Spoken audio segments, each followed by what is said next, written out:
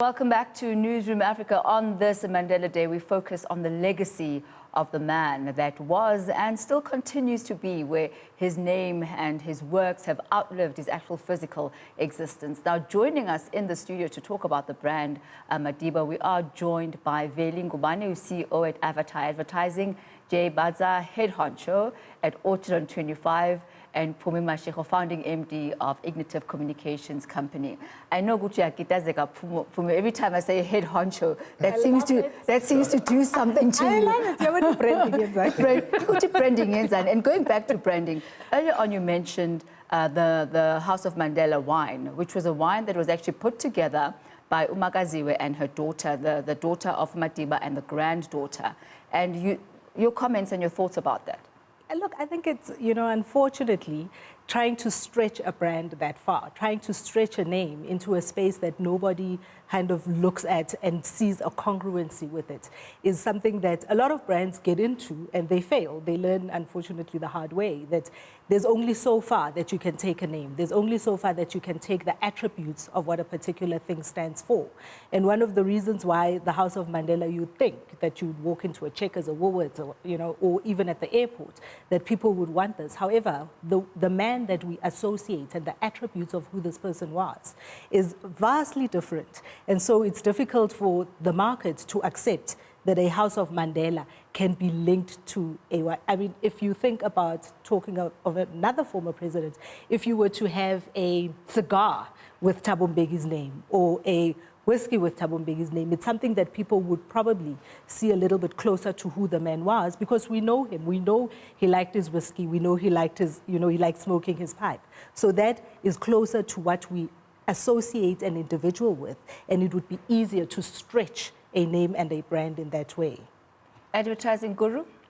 Brand alignment must make sense, unless we find out that Madiba enjoyed wines, or maybe we've seen him enjoy the product, it would make sense. So I think powerful brand narratives fall prey to the distribution, and to think that just because you've got the Mandela name, you can link into everything, which is not the case. And as much as the brand is so versatile, it's within the confines of what everyone thinks for. So because we had never associated him with wines, it didn't really make a sense. We don't associate him with socks, so maybe Mandela socks might not hit it off as well. But the shirts would do well. But the shirts would do well because he lived that and he broke away, and that became part of his brand identity, to say, there's the president that doesn't wear suits, he wears Mandela shirts.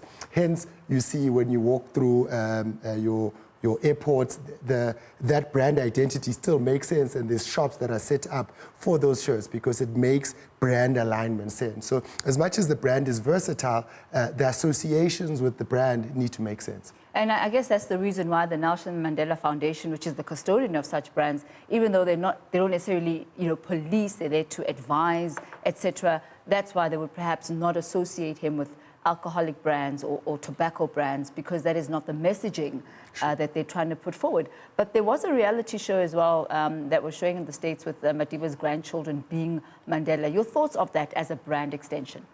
Well, I think obviously when you look at the stature of a brand like Nelson Mandela, and everybody who is under that umbrella will try as much as they can to also springboard themselves off that brand. And what often happens is that, using the Mandela name itself will be able to get you into the room. And hence you have also seen quite a lot of these diversions from, the different family members trying as much as they can to be able to do that.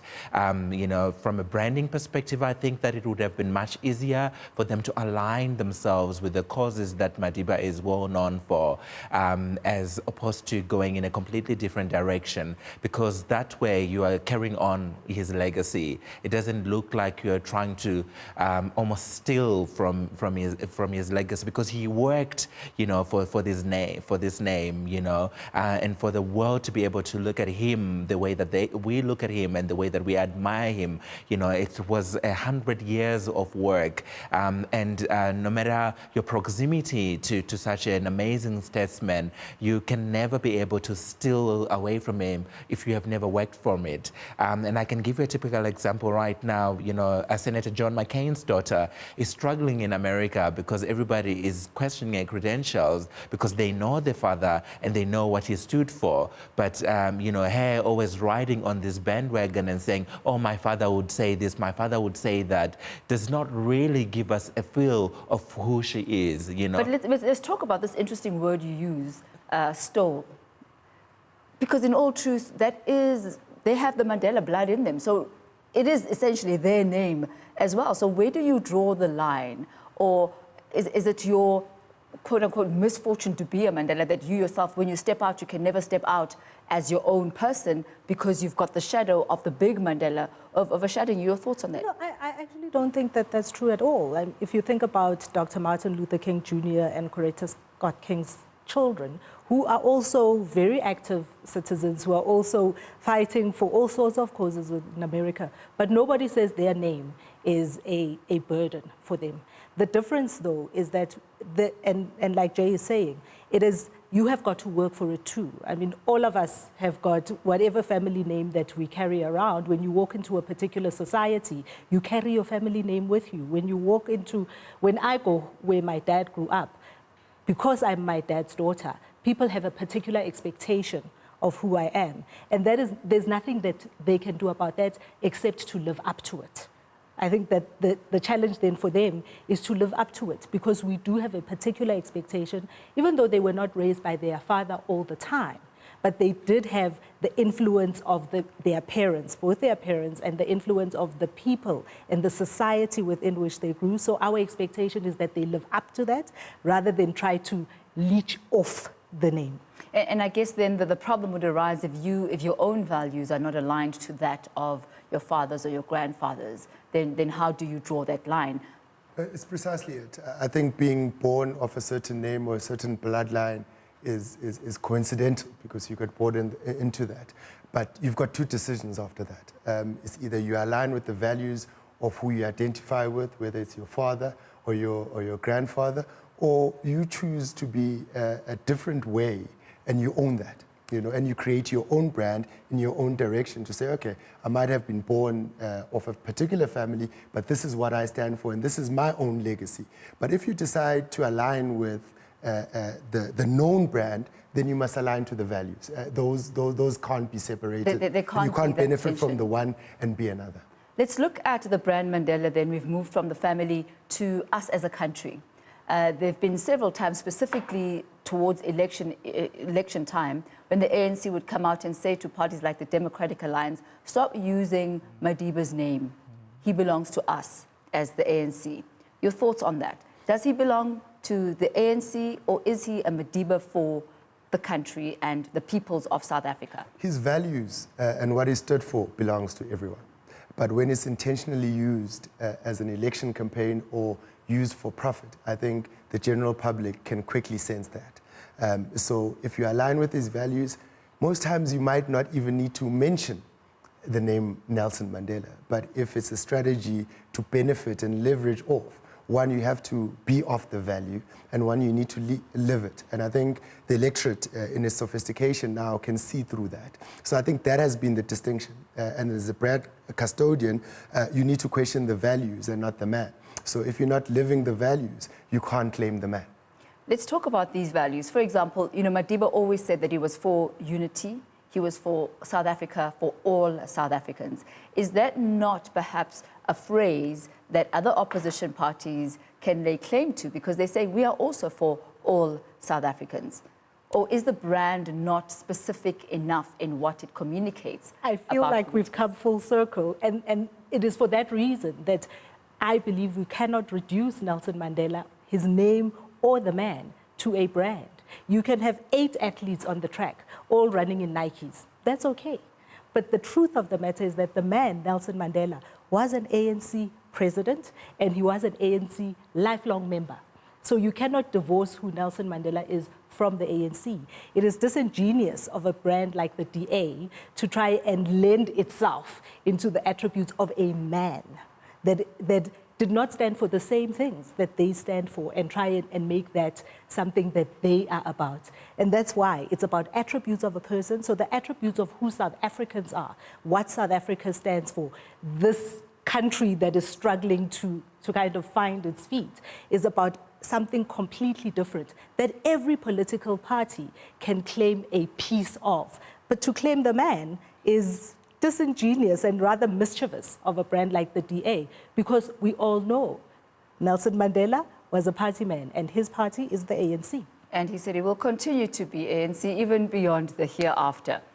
Jay, as we close off this afternoon, as far as preservation of the Madiba legacy, what are the potential threats that you see to that legacy? Oh, geez, there are actually quite a lot of them right now, you know. I think, you know, like I said, where we are politically, globally, you know, is a huge threat to a name like Nelson Mandela, because there has been a massive shift. You know, when you look at the Nelson Mandela statesmanship and his stature, you know, he was in an era where he needed to do what needed to be done for that era. And he connected with us at that level. And, you know, we've moved into a space where there's a little bit more radicalism and a little bit more disobedience right now. People are understanding the fact that, you know, I love this phrase when they say that well-behaved women barely make history. They are realizing that, you know, well-behaved politicians barely make history as well. So they are ruffling feathers.